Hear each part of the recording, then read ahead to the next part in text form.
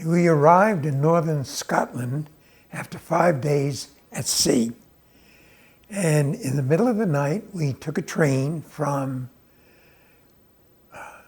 this northern town into the Midlands of Scotland. And it was unusual riding a train that was totally blacked out into a totally new country. When we arrived in the middle of the night at the Air Force base in the Midlands at a town called Stoke-on-Trent, we were fed by RAFs, as they were called, Women's Royal Air Force, and assigned beds. Beginning the very next day, we were introduced to a British radar.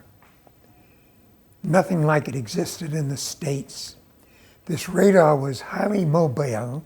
It was entirely mounted on small trucks, and it could be moved, set up, and broken down in just a matter of minutes. And so we spent a month or two learning how to operate the radar. Our function from there on to the end of the war was twofold. One, using the radar, we were to detect bombers on the way in and guide our fighters towards them, or detect fighters on the way in and guide our fighters to intercepting them. So it was ground-to-air warfare guided by our radar.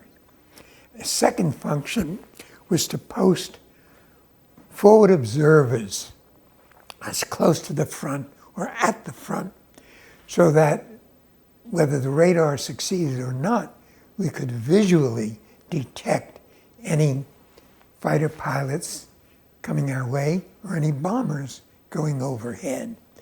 And that was our mission until the end of the war.